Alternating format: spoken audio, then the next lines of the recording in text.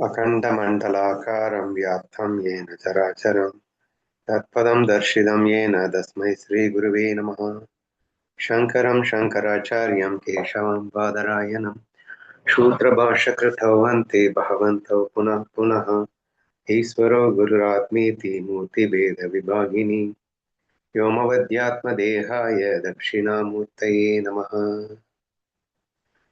பவித்ரேந்திரியாணி நதிக்கரையில் அமர்ந்து கொண்டு மௌலி ஞானேஸ்வர் மகாராஜின் பெயர்களால் விசார சாகரத்தை நாம் படித்துக் கொண்டிருக்கிறோம். அதுல தரங்கம் 1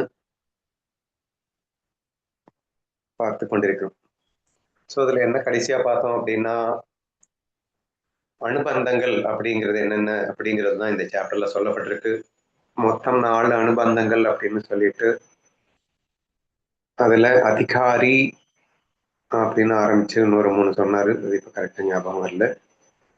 அதுல ஃபர்ஸ்ட் அதிகாரி என்னென்ன அப்படிங்கிறத ஆரம்பிச்சு ஒரு 4 சாதனா சதுஷ்டயம் அப்படிங்கிறத பார்த்தோம்.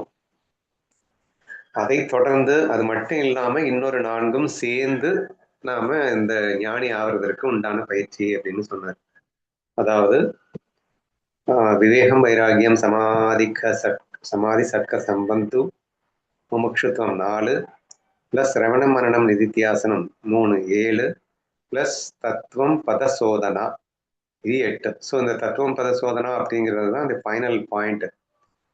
அதாவது அந்த மகா வாக்கியங்கள் அப்படிங்கிறத சொன்ன உடனே டக்குன்னு ஞானம் வரணும்னா அதுக்கு முன்னாடி இந்த 7 ஸ்டெப்ஸை நம்ம ஃபாலோ பண்ணியிருக்கணும். ஞானதேவருக்கு சொன்ன உடனே ஞானம் வந்துச்சுன்னா அதுக்கு முன்னாடி இந்த 7 ஸ்டெப்ஸ்ல ஆல்ரெடி அவங்க ஃபாலோ பண்ணி இருந்திருந்தாங்க, அந்த பக்குவத்தில் இருந்திருந்தாங்க. ஸோ தேர்ஃபோர் அந்த தத்துவம் அசி அப்படின்னு சொன்ன உடனே டக்குன்னு வந்து அவங்களுக்கு அந்த ஞானமாக மாறியது அப்படின்னு வேணா எடுத்துக்கலாம். ஸோ அதனுடைய எக்ஸ்பிளனேஷன் டீட்டெயிலாக போயிட்டு இருக்கு. அதுல நிதித்தியாசனம் அப்படின்னா என்ன, சிரவணம்னா என்னன்னு ரொம்ப டீட்டெயிலாக சொன்னாங்க, மரணம்னா என்னன்னு சொல்லி முடிச்சு அடுத்து நிதித்தியாசனம்னா என்ன அப்படிங்கிற பகுதி இப்ப நம்ம படிக்க போறோம். நிதித்தியாசனத்தின் முதிர்ச்சி அடைந்த நிலையையே சமாதி என்று கூறுவர். எனவே சமாதியானது நிதித்தியாசனத்திற்குள்ளேயே அடங்கும், அது தனித்துவமான வேறு சாதனம் அல்ல. பொதுவா சமாதி அப்படிங்கிற ஒரு விஷயம் ஞானத்துல எப்பயுமே நம்ம பேசப்பட மாட்டோம். தியான யோகத்துல பேசப்படக்கூடிய ஒரு விஷயம்தான் வந்து சமாதி அப்படிங்கிறது ஒண்ணு. ஆனா இங்கே ஞான யோகத்துல இந்த நிதித்தியாசனம் அப்படிங்கிற ஒரு பாயிண்ட் சொல்லியிருக்காரு. அதுக்கப்புறம் தான் தத்துவம் பத சோதனா வந்து ஞானம் நிறைவடைகிறது இல்லையா. அந்த நிதித்தியாசன நிலை அப்படிங்கிறது இந்த இடத்துல சமாதி என்று சொல்லப்படுகிறது. பொதுவா சமாதி அப்படின்னா என்னன்னு வரும் அப்படின்னா, அஷ்டாங்க யோகத்துல வந்து யமம், நியமம், ஆசனம், பிராணாயாமம், பிரத்யாகாரம், என்னடா தாரணா, தியானம், சமாதி. ஸோ இது வந்து ஸ்டெப் பை ஸ்டெப்பா கொண்டு வரும்போது இந்த ஃபைனல் ஸ்டேட்டை வந்து சமாதி என்று அவர்கள் அழைப்பார்கள். கிட்டத்தட்ட மனசு அப்படிங்கிறத ஸ்டெப் பை ஸ்டெப்பா வந்து எண்ணங்களை குறைத்து கொண்டே வந்து கிட்டத்தட்ட அந்த எண்ணங்கள் அற்றுப்போன நிலை அப்படின்னு சொல்லலாம், அல்லது எண்ணங்கள் ஒன் பாயிண்டட்ல குவிந்த நிலை அப்படின்னு சொல்லலாம். அந்த நிலைக்கு சமாதி என்று பெயர். இங்க நிதித்தியாசனம்னா என்ன சொல்லப்பட்டிருந்தது அப்படின்னு சொன்னா, அந்த பிரம்மம் சத்யா ஜெகத் மித்யா அப்படிங்கிறத நம்ம புரிஞ்சாச்சு. இந்த சத்திய பிரம்மத்திலே மனம் குவிந்து விட்டால், அகம் பிரம்மாஸ்மி அப்படிங்கிற அந்த விஷயத்திலேயே நீ வந்து ஸ்டாப் ஆயிட்ட அப்படின்னா, மனசுல வேற ஒண்ணுமே இருக்கக்கூடாது. பிரம்மம், நானே பிரம்மம் அப்படிங்கிற அந்த ஒரு தாட்டை தவிர வேற எதுவுமே இருக்கக்கூடாது. அப்படி ஒரு நிலை வந்தது அப்படின்னு சொன்னா அதை சமாதி என்று எடுத்துக்கொள்ளலாம் அப்படிங்கிற மாதிரி சொல்லியிருக்காரு. அதை வந்து அடுத்த டீட்டெயிலா என்ன சொல்றாங்கன்னு பார்ப்போம்.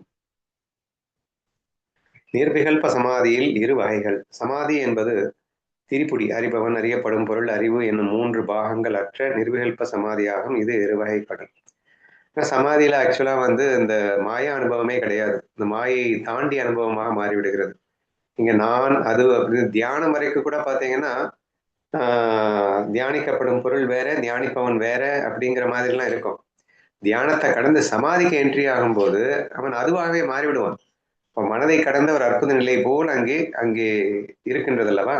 ஸோ அதைத்தான் சமாதி என்று அழைக்க வேண்டும். ஸோ சமாதி என்பது திரிபுடி, அறிபவன், அறியப்படும் பொருள், அறிவு என்னும் 3 பாகங்கள் அற்ற நிலை ஆகும். இது இருவகைக்கப்படும். 1 பாகிய நிர்விகல்ப சமாதி, வெளிப்புற சமாதி. உருவம் போன்ற வெளிப்புற பொருட்களின் சிந்தனையின்றி தன்மயமாதல். ஓகே, அதாவது ரெண்டு இருக்கா, ஒன்று பாஹ்யம், இன்னொன்று அந்தரம். இந்த பாஹ்யம் அப்படிங்கிற இடத்துல வந்து உலக சிந்தனைகள் டோட்டலா ஸ்டாப் ஆயிருந்தா அதுக்கு வந்து பாஹ்ய நிறைவேல்ப சமாதின்னு பேரு. உள்ளத்தில் பிரம்மத்தின் சிந்தனையிலே நிலை பெற்றிருந்தால் அந்த நிர்விகல்ப சமாதின்னு பேரு. ஃபர்ஸ்ட் அந்த தாட் ஸ்டாப் ஆனாதான் இந்த ஸ்டாப்பை கொண்டு வரவே முடியும்.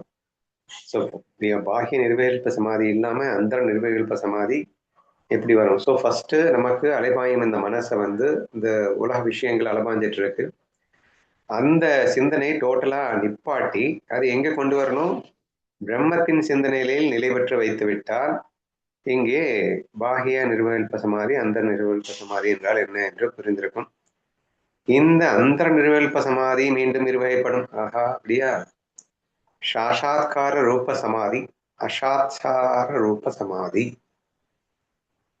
குருவின் உபதேசத்தால் நான் பிரம்மம் எனும் அபேத அபரோக்ஷ அனுபவத்துடன் கூடிய சமாதி. அந்த சமாதியில நான் பிரம்மம் அப்படிங்கிறது நிலைச்சிருக்கிற அந்த சமாதியிலேயே குருவின் உபதேசம் கிடைக்க பெற்று அது அப்படியே பிரம்மானுபவமாகவே மாறிவிடுகின்ற அந்த அனுபவத்திற்கு சாஷாத்கார ரூப சமாதின்னு பேரா. அசாத்கார ரூப சமாதின்னா மறைமுக சமாதி. சாஸ்திர விசாரத்தினால் பிரம்மம் ஏகத்துவத்தை சிந்தனை செய்து நிலை வரும் மறைமுக அனுபவ சமாதி. அப்படி என்ன டிஃபரன்ஸ் தெரியலையே. சாஸ்திர விசாரத்தினால் பிரம்மம் ஏகத்துவத்தை, அதாவது அனைத்தும் ஒன்றே அப்படிங்கிற அந்த சிந்தனை செய்து நிலை பெறும் மறைமுக அனுபவ சமாதி. குருவின் வாக்கு இல்லாம இவன் சாஸ்திர விசாரத்தின் மூலியமாகவே அனுபவிச்சா அது அசாத்கார ரூப சமாதியா. குருவின் உபதேசத்தால் அதே விஷயத்த பிரம்மம் அப்படிங்கிறத அனுபவிச்சா அது வந்து சாசாத்கார ரூப சமாதி. அப்படியெல்லாம் கொடுத்திருக்கு. ஓகே. சிரவணம் முதலியவற்றின் மறைமுக காரணம்.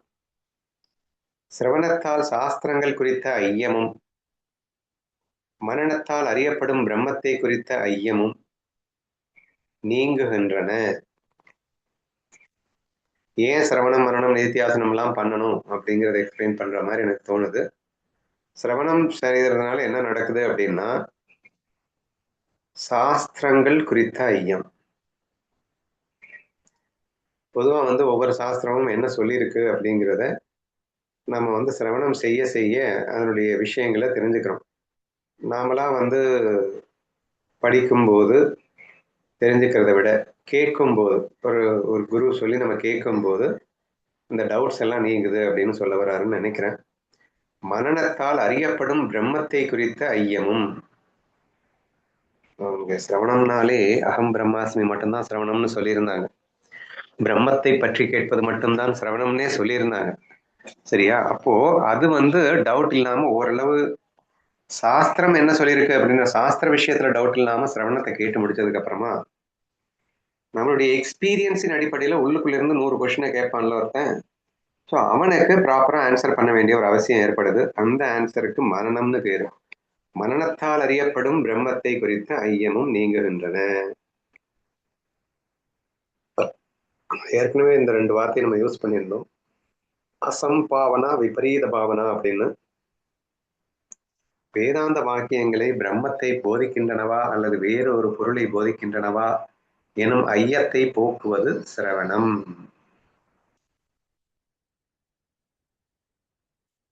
வேதாந்த வாக்கியங்கள் பிரம்மத்தைத்தான் போதிக்கின்றதா அல்லது வேறு பொருளை போதிக்கின்றதா என்னும் ஐயத்தை நீக்குவது சிரவணம் என்பது.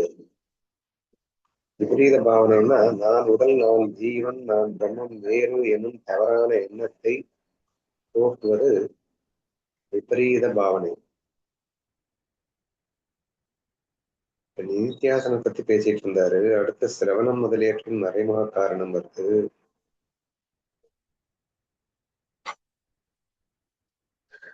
என்ன சொல்ல வர்றாருன்னு ஏதாவது புரியுதாப்பா?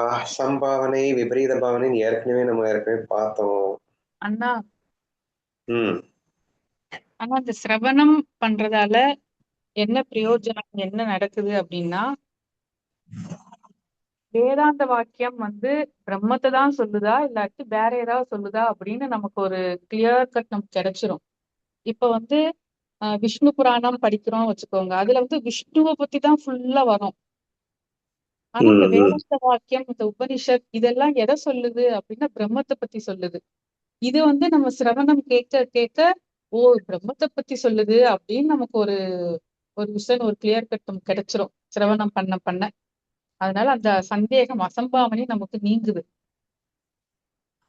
ஓகே. இந்த மனநம் சம்பாவனையும் சரி, விபரீத பாவனையும் சரி, ரெண்டுமே நமக்கு சிரவணத்தால நீங்குகிறதுன்னு சொல்ல வர்றாரோ? சிரவணத்தால இது நீங்கிரும்னா, அடுத்து மனநம்.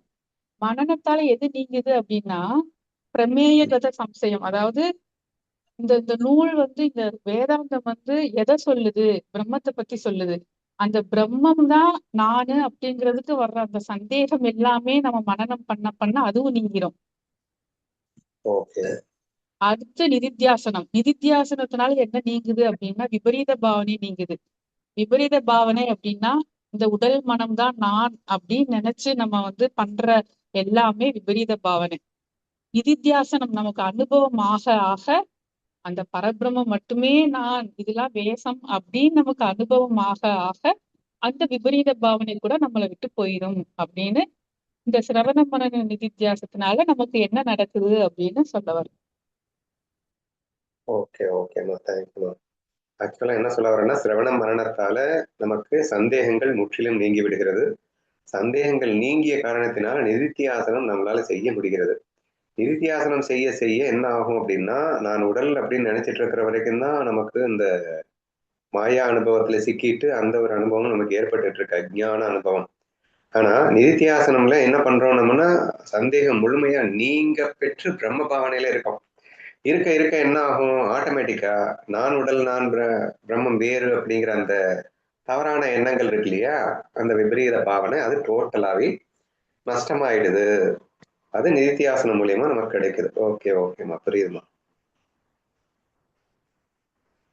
அவாந்திர வாக்கியம் மற்றும் மகா வாக்கியம் அப்படின்னு ஏதோ ஒண்ணு இருக்கு, என்னன்னு பார்க்கலாம். பிரம்மத்தின் இயல்பை அல்லது ஜீவனின் இயல்பை தனித்தனியாக போதிக்கும் வாக்கியத்திற்கு எடுத்துக்காட்டு பிரம்மம் சத்தியம் என்று சொல்றது. இது பரோட்ச ஞானத்தை, மறைமுக அறிவை தருகிறது. ஆதலால் இதற்கு அவாந்திர வாக்கியம் என்று பெயர். மகா வாக்கியத்தையும் படிச்சிடலாம், அதுக்கப்புறம் டிஃபரன்ஸ் இருக்கான்னு பார்ப்போம். மகா வாக்கியம் என்பது ஜீவனுக்கும் பிரம்மத்திற்கும் உள்ள அபேதத்தை போதிக்கும் வாக்கியம். தத்துவம் அசி, அது நீயாக இருக்கிறாய். இது அபரோக்ஷ ஞானத்தை தரும். எனக்கு ஓரளவு புரியுது, நான் சரியா சொல்றேன்னு மட்டும் பாரு. அவாந்தர வாக்கியம், மகா வாக்கியம் அப்படின்னு ரெண்டு விஷயம் இருக்கு. அது என்னது அவாந்தர வாக்கியம், அது என்னது மகா வாக்கியம் அப்படின்னா, பிரம்மம் சத்யா அப்படின்னு சொன்னா அதுக்கு பேரு வந்து அவாந்தர வாக்கியம். நானே பிரம்மம்னு சொன்னா அதுக்கு பேரு மகா வாக்கியம். அவ்வளவுதான் டிஃபரன்ஸ். சரியா? அப்போ இங்க என்ன சொல்லுது அவாந்தர வாக்கியம்? பிரம்மத்தின் இயல்பை சுத்தி காட்டுது. அதாவது பிரம்மம் சத்தியம், பிரம்மம் இந்த நித்திய சித்த புத்த அப்படின்னு சொல்லிட்டு நிர்விகாரன், நிரகங்காரன், நிர்குணன், நிராகாரன் அப்படின்னு சொல்லிட்டு வரிசையா நம்ம அடிக்கிட்டே போவோம் இல்லையா, அது வந்து அவாந்தர வாக்கியம் என்று சொல்லப்படும். இந்த பிரம்மம், பிரம்மத்தினுடைய லட்சணம், இந்த பிரம்மத்தினுடைய இயல்பு அது என்ன அப்படின்னு சொன்னா அதுக்கு அவாந்தர வாக்கியம்னு பேரான். அதுவே நீன்னு சுட்டி காட்டுது இல்லையா, அதுக்கு இந்த தத்துவமசி, அகம் பிரம்மாஸ்மி அப்படின்னு சில வாக்கியங்கள் இருக்கு. அது என்ன சொல்லுது, பிரம்மத்தினுடைய லட்சணங்க சொல்லல, பிரம்மமே நீ, நானே பிரம்மம், அகம் பிரம்மாஸ்மி, தத்துவமசி, அதுவே நீ என்று சொல்லி சுட்டி காட்டுகின்ற அந்த ஒரு வாக்கியத்திற்கு மகா வாக்கியம் அப்படின்னு பேரு. இதுல இன்னும் ரெண்டு எக்ஸ்ட்ரா வாக்கியம் நமக்கு வந்து புதுசா ஒரு வேர்டு வந்திருக்கு. ஒண்ணு வந்து பரோட்ச ஞானம் தரும், இன்னொன்னு அபரோக்ஷ ஞானத்தை தரும் அப்படின்னு சுட்டி காட்டியிருக்காங்க. ஏன்னா நம்ம தெரிஞ்சுக்கிறோம் பிரம்மம்னா என்னன்னு தெரிஞ்சுக்காம நானே பிரம்மம் அப்படி ஆறுது. ஃபர்ஸ்ட் பிரம்மம்னா என்னன்னு முழுசா புரிஞ்சுக்கிறதுக்கு பரோட்ச ஞானம் அவசியப்படுகிறது தான், அவாந்தர வாக்கியங்கள் அவசியப்படுகிறது. எல்லாம் தெரிஞ்சதுக்கு அப்புறம் தெரியறதுடைய நோக்கமே என்ன, அனைத்தும் ஒன்று அப்படின்னா அந்த ஒன்று நான் புரிஞ்சு அந்த அணுவாவே மாறுறது தானே. அப்ப அது வரைக்கும் தியரிட்டிக்கலா எல்லாமே நம்ம புரிஞ்சுக்கிட்டோம், அது அப்படியே அதுதான் நான் அப்படின்னு சொல்லும்போது அனுபவ வாக்கியமாக மாறுகிறது. அப்ப மகா வாக்கியங்கள் நமக்கு அபரோக்ஷ ஞானத்தை தருகிறது. அபரோக்ஷ ஞானம் அப்படின்றது இந்த ரெண்டுக்கு என்ன டிஃபரன்ஸ் சொல்லியிருந்தோம், தியரிட்டிக்கல் நாலேஜ், ப்ராக்டிக்கல் நாலேஜ் வச்சுக்கோங்கன்னு சொல்லியிருந்தோம். இப்போ பிரம்மத்தை பத்தின முழுமையான தியரிட்டிக்கல் நாலேஜுக்கு வந்து பரோட்ச ஞானம்னு பேரு, அதுவே அனுபவமாகும் போது அபரோக்ஷ ஞானம் அப்படின்னு பேரு அப்படின்னு கூட நம்ம இந்த இடத்துல எடுத்துக்கலாம் நினைக்கிறேன். ஓகே தானே சுதா? ஓகேண்ணா. ஆனா இதுக்கு முன்னாடி சாட்சாத்காரம் அசாட்சாத்காரம் வந்தது இல்ல. ஆமா ஆமா. புற சாட்சாத்காரம் வந்து அபரோக்ஷ ஞானம். ஆசாட்சாத்காரம் அப்படின்னா அதுக்கு ஆப்போசிட் பரோட்ச ஞானம் அப்படி எடுத்துக்கலாம். ஓஹோ, குருவால் உபதேசிக்கப்படுவது வந்து அபரோக்ஷ ஞானம். நம்ம தியரிட்டிக்கலா நம்ம வந்து நாமளா படிச்சு தெரிஞ்சுக்கிறது வந்து பரோட்ச ஞானம்னு எடுத்துக்கலாம்னு சொல்ல வரையோ? ஆமாண்ணா. ஓகே ஓகே, புரியுது அண்ணா புரியுது. அடுத்து கூட அடுத்து இல்ல இதுக்கு மேல இல்ல இது விபரீத வாக்கியம்னு வந்ததுல அது கூட இதே மாதிரி தான் இருக்கு. அபரோக்ஷ ஞானம் மாதிரியே தான் இருந்துச்சு. விபரீத வாக்கியம்னு அதுக்கப்புறம் அபாவையா என்னமோ வந்தது ஒரு வாக்கியம், 2 வாக்கியம். விபரீத பாவனை அசம்பாவனை வந்தது. அதுவுமே ஆமா. விபரீத பாவனை வந்து நிதித்தியாசனம் அப்படின்னு வந்ததுல அததான் அவ அபரோக்ஷம்னு சொல்றான். ஆமா, விபரீத பாவனை வந்து அபரோக்ஷம் கரெக்டாக்கா. அபரோக்ஷமாவும் அசம்பாவனைய வந்து பரோட்சமாவும் எடுத்துக்கிறேன். Okay okay okay. விபரீத பாவனைனா நான் உடம்பு, நான் பிரம்மம் வேற, நான் வேற அப்படின்னு நம்ம தவறான எண்ணங்கள் இருக்கு இல்லையா, அதெல்லாம் வந்து காணாம போயிடும் நிதித்தியாசனத்துல. அது காணாம போச்சுன்னா அப்புறம் மீதி இருக்கிறது என்னது? பிரம்மமாவே தானே இருப்பேன். ஓகே. வேதாந்தத்தின் ஒரு தேசிகளின் கொள்கை மறுப்பு அப்படின்னு என்னமோ வருது, என்னன்னு பார்க்கலாம். சில ஆசிரியர்கள் வாக்கியத்தை கேட்பதால் பரோட்ச ஞானம் மட்டுமே உண்டாகும் என்றும், சிரவணம் மரணம் நிதித்தியாசனம் செய்தால் மட்டுமே அபரோட்ச ஞானம் உண்டாகும் என்றும் கூறுகிறார்கள். சில ஆசிரியர்கள்னா அப்ப அதுதானே கரெக்ட், அது இல்லையா? பார்க்கலாம். ஆனால் கோட்பாட்டின்படி நீ பிரம்மமாக இருக்கிறாய் என்று ஆச்சாரியர் உபதேசிக்கும் போதே தகுதியுள்ள சாதகனுக்கு நான் பிரம்மமாக இருக்கிறேன் என்னும் அபரோக்ஷ ஞானம் உடனே உண்டாகிறது. செவிகள் மூலம் மகா வாக்கியத்தை கேட்பதே நேரடி அபரோக்ஷ ஞானத்திற்கு முதன்மை காரணமாகும். ஓகே ஓகே, எனக்கு என்ன புரியுது அப்படின்னா, சில ஆசிரியர்கள் என்ன சொல்றாங்கன்னா, வாக்கியத்தை கேட்பதால் பரோட்ச ஞானம் மட்டுமே உண்டாகும். அதாவது தத்துவமசி அல்லது அகம் பிரம்மாஸ்மி அப்படின்னு கேட்ட உடனே எல்லாம் வந்து அபரோட்ச ஞானம் வராது.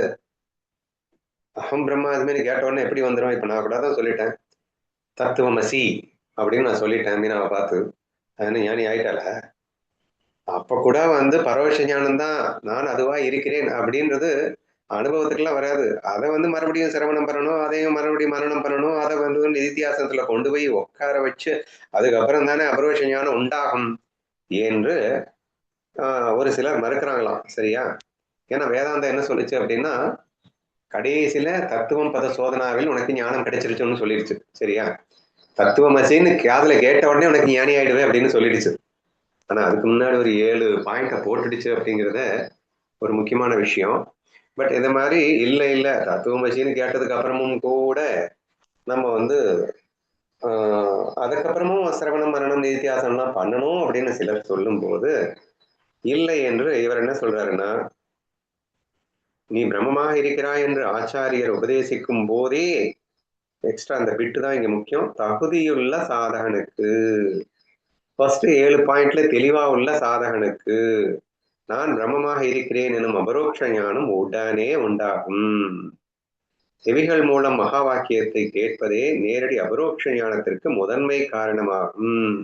கேட்ட உடனேயே, எப்படி ஞானதேவர்கிட்ட அண்ணன் இருந்து கேட்ட உடனேயே ஞானி ஆனாரோ அந்த மாதிரி கேட்ட உடனேயே ஞானி ஆயிடலாம். அதுக்கப்புறம் உட்காந்துக்கிட்டு சிரவணம் மரணம் நித்தியாசனம்லாம் இதை பண்ணணும்னு அவசியம் கிடையாது என்ற ஒரு விஷயத்தை நம்ம புரிஞ்சுக்கலாம். இதுக்கு எக்ஸாம்பிள் வந்து நேற்று விஷ்ணு வந்து அந்த ஃபர்ஸ்ட் சார் சாகத்தினுடைய ஃபர்ஸ்ட் வீடியோ கேட்டிருக்கான். அதுல வந்து இந்த 7 பாயிண்ட் படிச்சிருக்கான். இந்த 4 சாதனா சதுஷ்டயம், சிரவணம் மரணம் நிதித்தியாசனம் எல்லாம் படிச்சுட்டு அதுக்கு முன்னாடியே வேற என்ன சொல்லிடுறாரு, கர்ம யோகத்தையும் பக்தி யோகத்தையும் பண்ணி நீ உன்னுடைய அழுக்கெல்லாம் தொடச்சிரு, அதாவது மலம் விட்சேபம் அப்படிங்கறதெல்லாம் வந்து துவம்சம் பண்ணிட்டு அதுக்கப்புறம் ஆவரண சக்தியை மட்டும் தூக்குறதுக்கு இந்த பிராக்டிஸை பண்ணிட்டு வாடா அப்படின்னு எல்லாம் அவன் கேட்டிருக்கான் போல. கேட்டுட்டு சொன்னா, அண்ணா இவ்வளவும் பண்ணிட்டா அதுக்கப்புறம் ஞானி ஆயிட்டம் தானே, வேற என்னங்க இருக்கு அப்படின்னு கேட்டான். அது உண்மைதான்டா, ஆனா அவ்வளவும் பண்ணினா அப்போ அகம் பிரம்மாஸ்மின்னு சொன்னா நீ ஞானியா இருப்ப. இதெல்லாம் பண்ணாம நான் அகம் பிரம்மாஸ்மின்னு சொன்னேன்னா நீ ஞானியாக முடியாது. அதனால சொல்லப்பட்டதுதான் அது புரியுது. இதுக்கப்புறம் நீங்க தத்துவமசின்னு சொல்லி என்ன செய்ய, தத்துவமசின்னு சொல்றதுக்கு முன்னாடி நான் ஞானி ஆயிருப்பேனே அப்படின்னு சொல்லணும். அப்ப இந்த 7 ஃபாலோ பண்ணிட்டாலே நான் ஞானி தானே அப்படிங்கிற ஒரு ஃபீலை கிட்டத்தட்ட கொண்டு வந்தான்னு வச்சுக்கோங்களேன். நீ 7 ஆயிட்டேன்னாலும் இந்த வார்த்தை தான் உன்னை பிரம்மஞானி ஆக்கும்ன்றது இந்த இடத்துல சொல்லியிருக்கடா, அவ்வளவுதான். ஆல்மோஸ்ட் நீ சொல்றது சரிதான். அந்த 7 ஃபாலோ பண்ணும்போது இவர் 100% எலிஜிபிலிட்டி வந்துருது. அதுக்கப்புறம் அந்த பிரம்ம பாவனையில அந்த வார்த்தையை கேட்ட மாத்திரத்தில் நீ குருவனிடத்திலிருந்து அந்த வார்த்தையை கேட்டதுமே நீ பிரம்மமாகிறான்னு தான் சொல்லியிருக்கு அப்படிங்கிற மாதிரி சொல்லிட்டு இருந்தேன். ஸோ தேர்ஃபோர் இந்த இடத்துல அந்த அண்டர்லைன் பாயிண்ட் தகுதியுள்ள சாதகனுக்கு அப்படிங்கிற அந்த பாயிண்ட்டை நீங்க பார்க்கும்போது நேரடியா அந்த வார்த்தை நமக்கு ஞானத்தை கொடுக்கும் அப்படின்னு யாருக்கும் டவுட் வரப்போறது இல்லை அப்படின்னு நினைக்கிறேன். அடுத்த 10ஆம் மனிதன் தசம புருஷன் ஓமை எக்ஸாம்பிள். நம்ம அடிக்கடி இந்த கதையை விசார சாகத்துல இந்த கதையை தான் கேட்டு சொன்னேன்னா அடிக்கடி சொல்லுவேன். இந்த 9 ஆட்டுக்குட்டியை தான் பார்த்தா அதுதான் இருக்கும்னு நினைக்கிறேன். பார்ப்போம். சொல் வாக்கியம் எவ்வாறு நேரடி அறிவை தரும் என்பதற்கு புகழ்பெற்ற ஓமை கதை. 10 சிறுவர்கள் ஆற்றை கடந்து சென்று மறுகரையை அடைகின்றனர். தலைவன் மற்ற 9 பேரையும் எண்ணிவிட்டு தன்னை எண்ண மறந்து விடுகிறான். 10ஆம் அவனை காணவில்லையே, அவன் ஆற்றில் மூழ்கிவிட்டான் என்று கருதி 10ஆம் அவனை அறியேன், அவன் இல்லை என அழுது புலம்புகிறான். இதுவே அஞ்ஞானம் மற்றும் ஆவரணம் ஆகும். அப்போது அங்கு வரும் ஒரு சான்றோர் 10ஆம் அவன் இருக்கிறான் என்று கூறுகிறார். உடனே அவனுக்கு 10ஆம் அவன் இருக்கிறான் எனும் பரோட்ச ஞானம் உண்டாகிறது.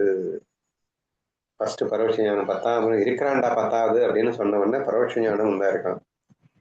பின்னர் அந்த சான்றோர் அவனை சுட்டிக்காட்டி நீயே 10ஆம் அவன் என்று கூறும்போது தசமத்வசி அவன் நானே 10ஆம் அவன் என தன்னை நேரடியாக உணர்கிறான். இதுவே அபரோக்ஷ ஞானமாகும். எக்ஸாம்பிள் ஓரளவு நல்லா இருக்கு. இது ஏற்கனவே கதை படிச்சிருந்தாலும் இங்க பாரு, எக்ஸ்ட்ரா நுணுக்கம் பாரு. அதாவது இவன் தன்னை மறந்து விட்டு எல்லாத்தையும் எண்ணிட்டான், 10ஆம் அவனை காணும் அப்படிங்கிறான். அப்போ கிட்டத்தட்ட ஆவரணம் மட்டும் இருக்கு இந்த இடத்துல, மீதி எல்லாம் தெளிவா இருக்குன்னுட்டு எங்கடா காணும் அப்படிங்கிறப்போ அவர் எண்ணி காட்டிட்டாரு. அவர் எண்ணி காட்டின உடனே 10 வந்துருச்சுல்ல, அப்ப அவனுக்கு பரோட்ச ஞானம் வந்துருச்சு. பரோட்ச ஞானம் வந்தா கூட கிட்டத்தட்ட என்ன சொன்ன மாதிரினா, ஏங்க இந்த 7 பாயிண்ட ஃபாலோ பண்ணும்போதே நான் ஞானி ஆயிட்டேன் இல்லை அப்படின்னா, யாரு நிதித்தியாசனம் வரைக்கும் நான் ஃபாலோ பண்ணும்போதே ஞானி ஆயிட்டேன் இல்லை. அதுக்கப்புறம் இந்த 8வது தத்துவம் பத ஜோதனான்னு நீங்க சொல்லணுமா இருக்கும், சொல்றதுக்கு முன்னாடியே ஞானி தானே அப்படின்னா. இல்லடா, அதை சொன்னதுக்கு அப்புறம் தான் ஞானி ஆவேன்னு இதுல சொல்லியிருக்குன்னு சொன்னோம்ல. இதுக்கு எக்ஸாம்பிள் இது நல்லா புரியுது பாரு. ஃபர்ஸ்ட் இவனுக்கு இந்த அவர் சுட்டி காட்டின உடனே அவனுக்கு பரோட்ச ஞானம் வந்துருச்சு. சரியா? ஆமா 10 பேர் இருக்கோம் அப்படின்னு வந்ததுக்கு அப்புறமும் கூட நீயே அந்த 10ஆம் அவன், அந்த பிரம்மமே நீன்னு சொல்லும் போது அவனுக்கு அந்த அபரோக்ஷ ஞானமாக மாறிவிடுகிறது. இது எக்ஸாம்பிள், நீங்க கன்ஃபியூஸ் பண்ணாதீங்க. அப்ப இந்த இடத்துல அனைத்தும் நான் அப்படிங்கிறதெல்லாம் இங்கே நான் காணாம போயிட்டேன் அப்படின்னு நினைச்சிட்டு இருக்கான். இந்த தியரிட்டிக்கல் நாலேஜுக்கு வருவோம். இப்போ பிரம்மம் உலகமா விரிஞ்சிருக்கு. அந்த உலகமா விரிஞ்சிருந்த ஒண்ணுலாம் லாக் ஆயிட்டு நான் பிரம்மம் எங்க போச்சுன்னே தெரியாம நான் மறந்து போயிட்டேன். அப்போ இங்க இருக்கிறதே பிரம்மம் மட்டும்தான்டா, பிரம்மத்தை தவிர எதுவுமே இல்லடா அப்படின்னு பரோட்ச ஞானம் நமக்கு வந்துருச்சா? ஓ ஆமா, பிரம்மத்தை தவிர எதுவுமே இல்ல, ஆமா அதுதான் எல்லாத்துக்கும் அதிஷ்டானமா இருக்கு, ஆமா இல்ல எல்லாம் சொன்னதுக்கு அப்புறம் கூட அந்த பிரம்மமே நீன்னு அந்த ஒரு வார்த்தை இருக்குல்ல, அங்கதான்டா நிறைவு வருகிறது. அப்ப அபரோக்ஷ ஞானமாகி விடுகிறது அப்படின்னு அந்த கதையின் வாயிலாக நாம புரிந்து கொள்றோம்னு புரிஞ்சுக்கணும். ஓகேவா? ஆனா இதுக்கு நான் சின்ன வயசுல ஒண்ணு படிச்சிருக்கேன். நான் இந்த ஸ்டோரி ரிலேட்டடா ஒரு பாட்டு எங்க அம்மா டைரியில எழுதி வச்சிருப்பாங்க. அது எதுக்குன்னு தெரியாது, ஆனா கட்டளை வாக்கியம் அப்படின்னு ஒண்ணு இருக்கும், அதுலதான் இது எழுதியிருப்பாங்கன்னா. அதுக்கு என்ன பாட்டு எழுதியிருப்பாங்கன்னா, இந்த எக்ஸாம்பிளுக்கு தன்னை அறிய தனக்கு ஒரு கேடில்லை, தன்னை அறியாமல் தானே கெடுகின்றான். தன்னை அறியும் அறிவை அறிந்த பின் தன்னை அர்ப்பணிக்க தான் இருந்தானேவோ முயன்றானே. தன்னை அர்ப்பிக்கத்தான் இருந்தானே. தான் இருந்தானே அப்படின்னு.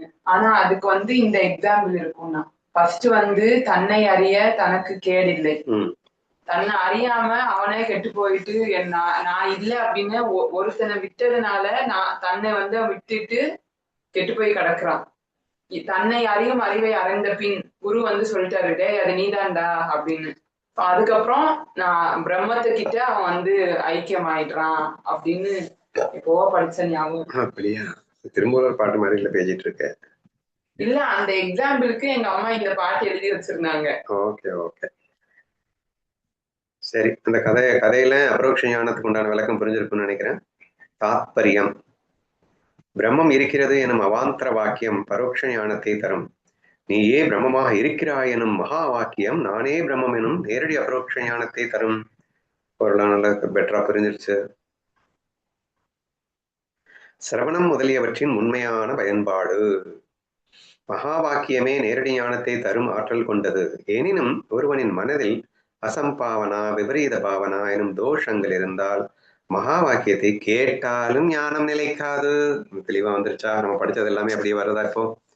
அப்போ ஆட்டோமேட்டிக்கா அதுக்கு முன்னாடி அசம்பாவனை, இந்த விபரீத பாவனை எல்லாத்தையும் ஒழிச்சாகணும். ஒழிக்கிறதுக்கு இந்த சிரவணம் மரணம் எல்லாம் ரொம்பவே நமக்கு யூஸ் ஆகிருக்கும்.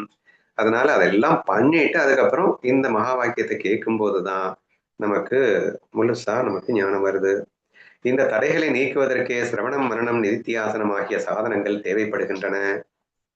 நோயாளியின் நோயை மருந்து நீக்குவது போல சிரவணம் முதலிய சாதனங்கள் மனதின் சந்தேகங்களை நீக்குகின்றன. விவேகம், வைராகியம், சர்க்க சம்பந்தோ, மோட்சத்துவம் ஆகிய 4 சாதனங்களுடன் கூடிய சாதகனே இந்நூலின் உண்மையான அதிகாரி ஆவான். இத்துடன் முதலாம் தரங்கத்தில் உள்ள அதிகாரியின் இயல்புகள் மற்றும் சாதனங்கள் பற்றிய நிரூபணம் நிறைவடைகிறது.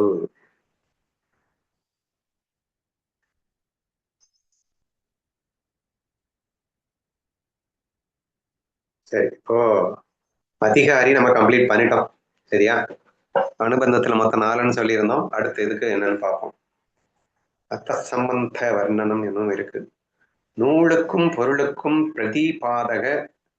பிரதிபாத்திய தொடர்பு, அதிகாரிக்கும் பலனுக்கும் பிராபிய பிராபக தொடர்பு, இவற்றால் நூலின் பயனும் அதிகாரியின் தகுதியும் பெறப்படும். அப்படின்னா என்னன்னு பார்க்கலாம். 2வது டாபிக் வந்து சம்பந்தம். அதிகாரி அடுத்து சம்பந்தம். சம்பந்தத்துல 2 பாயிண்ட் சொல்றாங்க. நூலுக்கும் பொருள் அப்படின்னா அந்த நூல் என்ன சொல்ல வருது? பொருள் அப்படிங்கிறது பரபிரம்மம்னு வச்சுக்கலாம். சோ அந்த நூலுக்கும் அந்த பரபிரம்மத்துக்கும் உள்ள என்ன சம்பந்தம் அப்படின்னு சொல்றதுதான் பிரதிபாதக பிரதிபாத்திய சம்பந்தம். அது என்ன அப்படின்னு வரும் அப்படின்னு சொல்றாங்க. அடுத்து இன்னொன்னு சம்பந்தம் என்ன அப்படின்னா, நமக்கு படிக்கிற நமக்கும் பிரயோஜனம் என்ன? இந்த நூலுடைய பிரயோஜனம் என்ன அப்படின்னா மோட்சம், இல்லாட்டி துக்க நிவர்த்தி, பரமானந்த பிராப்தி. சோ இந்த 2க்கும் என்ன சம்பந்தம் அப்படின்னு இந்த 2உடைய சம்பந்தத்தை சொல்றதுதான் 2வது பாயிண்ட் அப்படின்னு சொல்ல வர்றாங்க. சரி, இது அனுபந்தம் அப்படிங்கறதுல 4 சொன்னாங்க. அதுல சம்பந்தம் அப்படிங்கிற 2வது பாயிண்ட் நம்ம எக்ஸ்பிளைன் பண்றோம். அதிகாரின்னு எனக்கு புரியுது. அதிகாரம் இல்லாம இந்த நூல் நமக்கு உதவாதுன்றது புரியுது. இந்த சம்பந்தம் அப்படிங்கிறது தெரிஞ்சுக்காமலும் இந்த நூல் பயன்படாது அப்படிங்கிறதுக்காக சொல்ல வராங்களா? நூலுக்கும் பொருளுக்கும் உள்ள சம்பந்தம்னு சொல்ற. பிரதிபாதக அப்படின்னா நூலா? பிரதிபாத்திய அப்படின்னா அதனுடைய பொருளா? ஆமாண்ணா, இதுவும் நமக்கு தெரியும் இல்லைண்ணா. நம்ம ஏன் இந்த புக்கு படிக்கிறோம், ஏன் இந்த நூலை படிக்கிறோம்? ஞானம் வருதா, இல்லாட்டி வேற ஏதாவது பிரயோஜனமா, அதுக்கு அதிகாரியா நான் இருக்கிறேனா?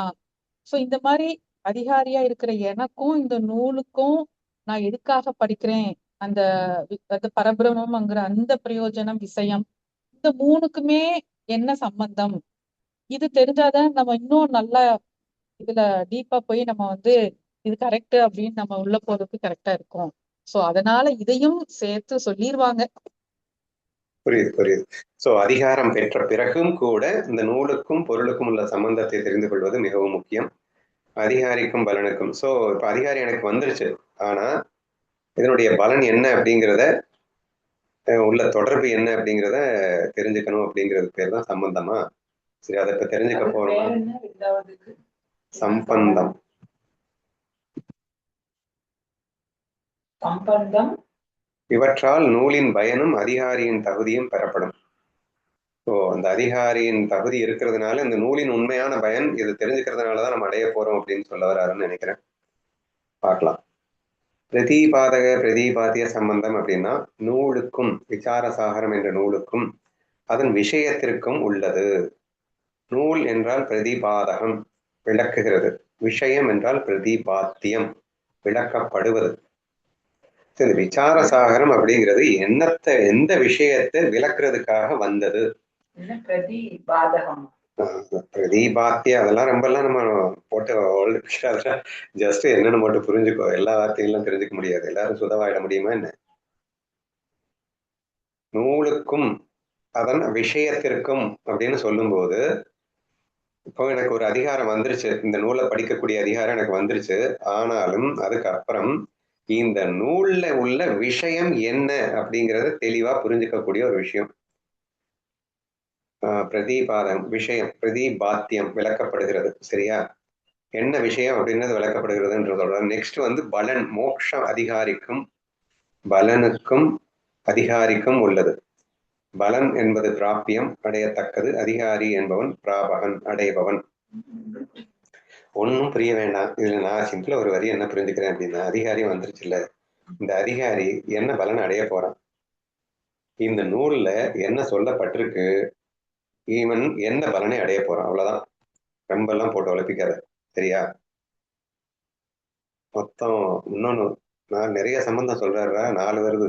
ஃபர்ஸ்ட் என்ன சொன்னாரு, ஒரு அதிகாரிக்கும் இந்த நூலின் விஷயத்திற்கும் உள்ள சம்பந்தம் என்ன. அடுத்து இந்த அதிகாரம் எனக்கு கிடைச்சதுக்கு அப்புறம் இந்த நூலினுடைய பலன் என்ன, அதை புரிஞ்சுக்கணும். நெக்ஸ்ட் கர்த்தா கர்த்தவிய அப்படின்னு வருது. அதிகாரிக்கும் சாஸ்திர விசாரத்திற்கும் உள்ளது. அதிகாரி கர்த்தா, விசாரணை கர்த்தவியம், செய்யப்பட வேண்டிய செயல்.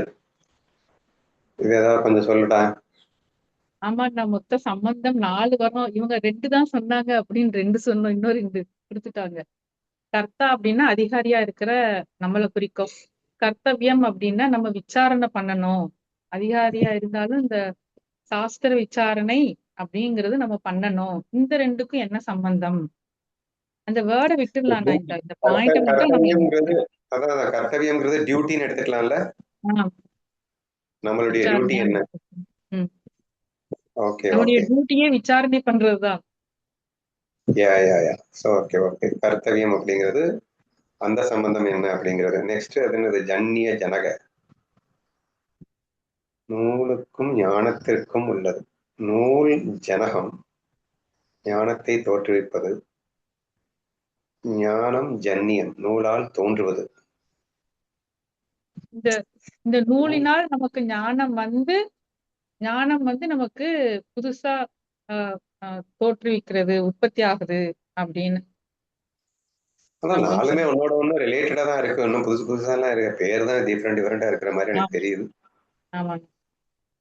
சரி, எனிவே, ஸோ நூல் ஸ்டார்டிங்ல ஃபர்ஸ்ட் அவனுக்கு அதிகாரம் இருக்கணும். அதுக்கப்புறம் அந்த நூலுடைய விஷயம் என்ன, நான் என்ன செய்யணும், என்ன விசாரம் பண்ணணும், இந்த சம்பந்தம் எல்லாம் என்ன அப்படிங்கிறதெல்லாம் நம்ம புரிஞ்சுக்கணுமா. அடுத்து 3வது விஷய வர்ணனம். மூணாவது வந்து விஷயம். நான் அந்த அனுபந்தத்துல ஃபர்ஸ்ட் அதிகாரி, 2வது சம்பந்தம், 3வது விஷயம். விஷயம் என்ன அப்படின்னா, விஷயம் வந்து பரபிரம்மம் தான் விஷயம். இந்த வேதாந்தத்தினுடைய எல்லா நூல்களுடைய விஷயம் என்ன அப்படின்னா பரபிரம்மம் அப்படின்னு வரலாம்.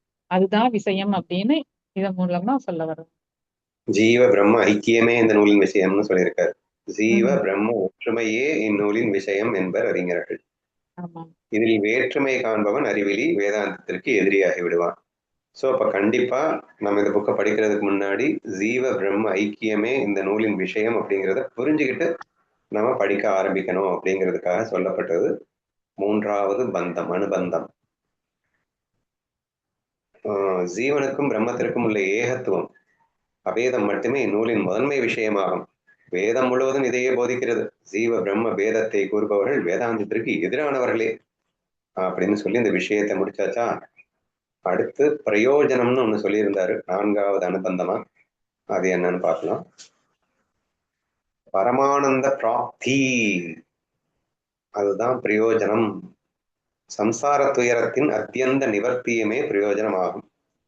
பரமானந்த பிராப்தி சம்சார துயரத்தின் அத்தியந்த நிவர்த்தியுமே பிரயோஜனமாகும். அப்ப ஃபர்ஸ்ட் இந்த நூலை படிக்கிறதுக்கு முன்னாடி 4 விஷயத்த தெரிஞ்சுக்கோ. ஒண்ணு, உனக்கு அதிகாரம் இருக்கான்னு புரிஞ்சுக்கோ. நெக்ஸ்ட், சம்பந்தம் என்ன அப்படிங்கறதன் அடிப்படையில உனக்கும் இந்த நூலுடைய நூல்ல என்ன இருக்கு அப்படிங்கிற விஷயத்துக்கும் உள்ள சம்பந்தம் அப்படின்னு ஒரு 4 சம்பந்தத்தை சொன்னாரு. எனக்கு எல்லாமே 4 ஒன்னோட ஒண்ணு ஒரே மாதிரி தான் தெரிஞ்சது. அப்புறம் நூலுடைய விஷயம் என்ன அப்படின்னு சொன்னாரு. விஷயம் அப்படிங்கிறது ஜீவ பிரம்ம ஐக்கியம் அப்படிங்கிற ஒரு வார்த்தையை மட்டும் விஷயமா சொன்னாரு. ஃபைனலா பிரயோஜனம் என்ன அப்படின்னா பரமானந்த பிராப்தி துக்க நிவர்த்தி அப்படிங்கிறது தான் பிரயோஜனம்.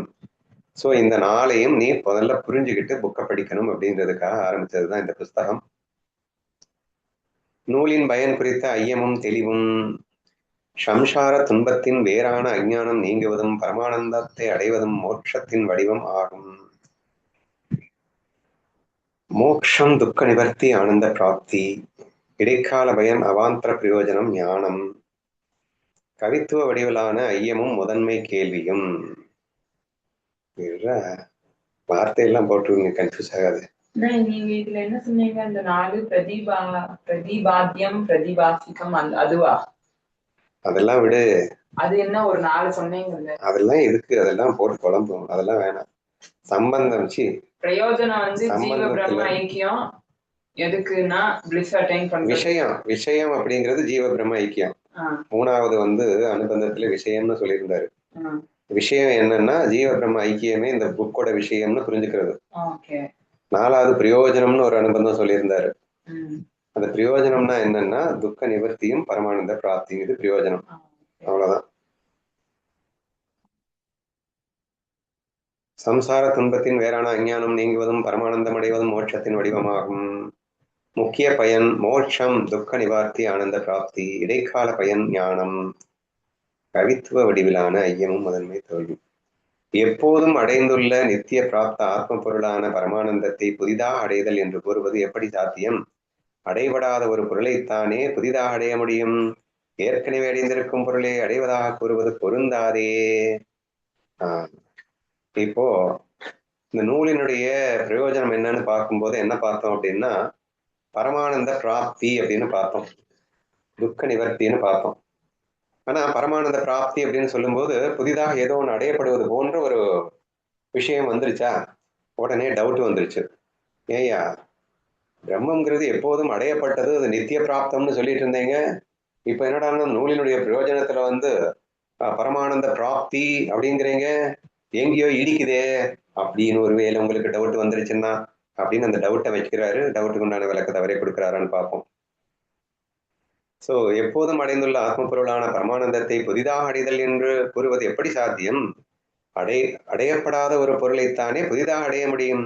ஏற்கனவே அடைந்திருக்கும் பொருளை அடைவதாக கூறுவது பொருந்தாதே அப்படின்னு ஒரு டவுட்டை கேட்டு கைவளையல் கங்கணம் உவமை மூலமாக அதை தெளிவு கொடுக்கிறாராம். என்ன எக்ஸாம்பிள் ஆன்சர் சொல்றாருன்னு பார்க்கலாம்.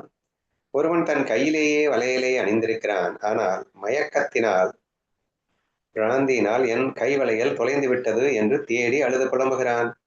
அப்போது ஒரு சான்றோர் வளையல் உன் கையிலேயே இருக்கிறது என்று சுட்டிக்காட்டியதும் அவன் வளையல் எனக்கு கிடைத்து விட்டது என்று மகிழ்ச்சி அடைகிறான். இங்கு வளையல் புதிதாக வரவில்லை, ஏற்கனவே கையில் இருந்ததுதான் அஞ்ஞானத்தால் தொலைந்தது போல் தோன்றி. இங்க போல் வந்துருச்சு பாத்தியா, இந்த போலை வச்சுதான் நம்ம ஞானத்தை ரொம்ப அனலைஸ் பண்ணிட்டு இருக்கும்போது எல்லாமே நான் தான் பின்ன எப்படியான்னா இந்த போல் அப்படிங்கிற வார்த்தை ரொம்ப முக்கியமா நமக்கு தெரிஞ்சது. சோ ஏற்கனவே கையில் இருந்ததுதான் அஞ்ஞானத்தால் தொலைந்தது போல் தோன்றி ஞானத்தால் அடைந்தது போல் உணர்கின்றான். சோ தேர்ஃபோர் இங்கே பிராப்தசிய பிரார்த்தி என்னமோ சான்ஸ்கிரிட் எல்லாம் விடுங்க. சோ விளக்கம் கொடுத்துட்டாரு. அதே புதுசா எல்லாம் ஒண்ணும் வரலடா, அது தொலைஞ்சு வந்தா மாதிரி இங்க இருக்கே தவிர உண்மையில எப்போதும் அது இருந்து கொண்டேதான் இருக்கிறது அப்படின்னு வளையல் எக்ஸாம்பிள வச்சு சொல்லியிருக்காரு. அதே போல ஆத்மா எப்போதும் பரமானந்த சொரூபமாகவே உள்ளது. அஞ்ஞானத்தால் நான் துக்கி பிரம்மம் வேறு என கருதுகிறான். குரு உபதேசத்தினால் அஞ்ஞானம் நீங்கி நானே பிரம்மம் என உணரும் போது அடையப்பெற்ற பரமானந்தம் மீண்டும் அடைந்தது போல் உணரப்படுகிறது. அடையப்பெற்ற பரமானந்தம் அடைந்தது போல் உணரப்படுகிறது. நல்லா புரிஞ்சுக்கணும். எவ்ரிஒன் எல்லாருமே ஞானத்துலதான் இருக்கானுங்க, பிரம்மானந்தத்துல தான் இருக்கும். பட் அஞ்ஞானம் போல் இருக்கிறது திருப்பி ஞானி போல் ஆயிடுறது அப்படிங்கிற மாதிரிதான் இங்கே வருகிறது என்றுதான் புரிந்து கொள்ள வேண்டுமே தவிர உண்மையிலேயே பரமானந்த பிராப்தி எல்லாம் இல்லை. எல்லாருமே பரமானந்த பிராப்தியில தான் இருக்கீங்க. பட் இது அஞ்ஞானத்தால் அப்படி இருக்கிறது போல் இருந்ததுனால ஞானத்தினால இப்படி வருவது போல் அப்படின்னு நம்ம புரிஞ்சுக்கலாமே என்று சொல்லியிருக்கிறார். அதுக்கப்புறம் துக்க நிவர்த்தியின் உண்மையான இயல்பு, அதுல வேற ஒரு டவுட் வந்துருச்சுப்பா. ஷங்கா அப்படின்னா மராட்டியில டவுட்னு அர்த்தம். அப்படியா? துக்க நிவர்த்தி என்பது இன்மை வடிவிலானது, ஆனந்த பிராப்தி என்பது இருப்பு வடிவிலானது. ஒரே மேட்சத்தில் இருப்பும் இன்மையும் எவ்வாறு ஒன்றாக இருக்க முடியும்? டவுட் என்ன கேட்கிறான்னா, ஏயா பிரயோஜனத்தை பத்தி பேசும்போது துக்க நிவர்த்தியும் பரமானந்த பிராப்தியும் கிடைக்கும் அப்படின்னு சொன்னேன். ஆனா இடிக்குதே ஒண்ணுக்கு ஒண்ணும். துக்க நிவர்த்தி அப்படின்னா இல்லாம போகுங்கிற ஒண்ணும், இன்னொன்னு இருக்குங்கிற. இப்ப மோட்சத்துல இன்மையும் இருப்பும் எப்படி சேர்ந்து வரும்? கேள்வி புரிஞ்சிருச்சா? ஒண்ணு இருக்கும், எது ஆனந்தம். ஒண்ணு இருக்காது, எது துக்கம். அது எப்படி மோட்சம் அப்படின்னு வரும்போது ஒன்று இருக்கு, ஒன்று இல்லை. இருக்கு இல்லை என்பது இரண்டே சேர்ந்து எப்படி வர வாய்ப்பு இருக்கிறது என்பதாக ஒரு டவுட் வருது. அதுக்கு என்ன சமாதானம் சொல்றாருன்னா, அதிஷ்டானத்தை விட வேறில்லை உலக நிவர்த்தி, கயிற்றில் அறிவால் பாம்பு நீங்குவது போல.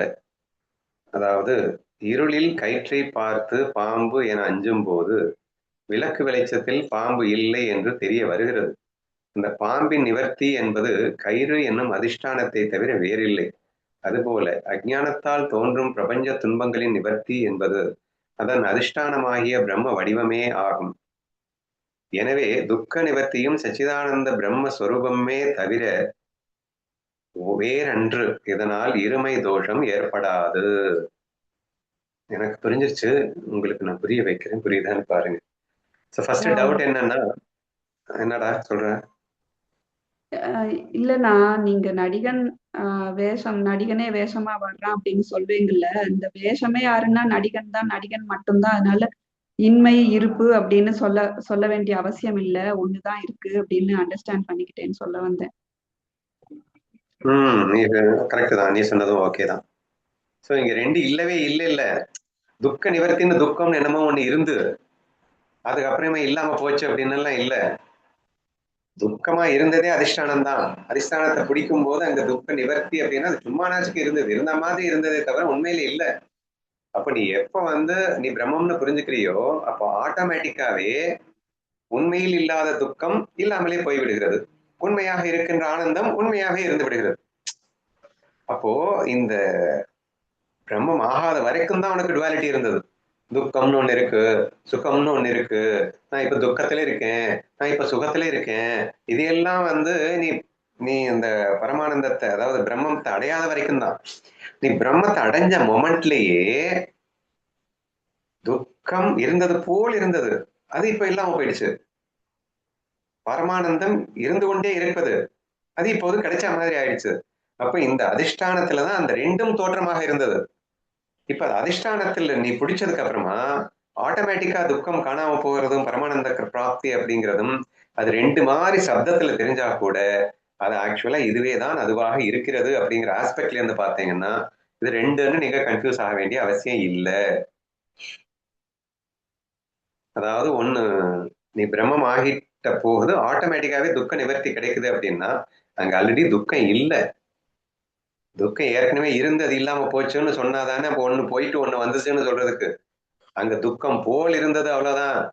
இப்போ அந்த துக்கம் போல் இருந்தது இல்லாம போயிடுச்சு அப்படிங்கிற மாதிரிதான் வருதே தவிர இங்க பியூர் அத்வைதமாக நீ மட்டுமே தான் இருக்கிறாய். அதிஷ்டானத்திலே தான் அங்கே துக்க நிவர்த்தி போல் அங்கே பரமானந்த பிராப்தி போல். ஆனா இருக்கிறது ஒண்ணுதான். அந்த அதிஷ்டானத்திலே இந்த ரெண்டு மாதிரி தெரிஞ்சது, உண்மையில இருக்கிறது ஒண்ணுதான் அப்படின்னு புரிஞ்சுக்கிட்டீங்கன்னா, இங்க ரெண்டு அப்படிங்கிற வார்த்தை, ஏன்னா பிரயோஜனம் அப்படிங்கிறது ரெண்டு மாதிரி வந்துருச்சு. துக்க நிவர்த்தி பரமானந்த பிராப்தி, என்னையா ரெண்டை கொண்டு வர்ற பிரயோஜனம்னு சொல்லிட்டு அத்வைத சித்தாந்தத்துல அப்படின்னு டவுட் கேட்டா, அது ரெண்டு இல்லப்பா ஒண்ணுதான்னு புரிஞ்சுக்கோ அப்படின்னு சமாதானம் சொல்லி இருக்கிறார். புரிஞ்சிச்சுல எல்லாருக்கும்? ஒன்றும் டவுட் இல்லையே? புரியுதுண்ணா. இப்போ கயிறு பாம்பு இருக்குன்னா இருட்டுல பாம்பு தெரியுது. இப்போ டார்ச் அடிச்ச உடனே கயிறு மட்டும்தான் அப்படின்னு தெரிஞ்ச உடனே அந்த பாம்பை தேடி அடிக்க போக மாட்டோம்ல.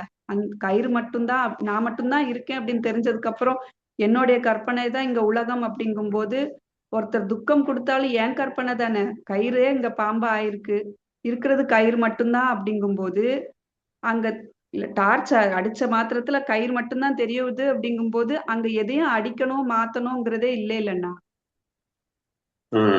மீனா எக்ஸ்பிளைன் பண்றதுதான் தீபிகாவுக்கு நல்லா புரியுதான். சரியா? அந்த நடிகர் எக்ஸாம்பிள் முதல்ல சொன்னா, இந்த கயிறு பாம்பு எக்ஸாம்பிளையுமே அதான் நான் மீண்டும் மீண்டும் சொல்லிட்டு இருந்தேன். உண்மையில இல்லைன்னு இல்லாமா இருக்கிற மாதிரி தெரிஞ்சது. சரி, பாம்பு இருந்ததா என்ன? பாம்பு இல்லவே இல்லை. அப்போ லைட் அடிச்சதுக்கு அப்புறம் பாம்பு இருக்க போறது இல்லை. அப்ப பாம்பு இல்லாமல் போய்விடும் அப்படிங்கிற ஒரு வார்த்தையை வச்சுக்கிட்டு நான் ரெண்டு வேலிட்டியை பேசுறேன்னு சொல்லாத. எப்ப நீ வந்து அதிஷ்டானத்தை பிடிச்சிட்டியோ அப்ப ஆட்டோமேட்டிக்கா அங்க அது மட்டும்தான் இருக்கும், வேற ஒண்ணு இருக்காது அப்படின்னு சொல்ல வர்றார்.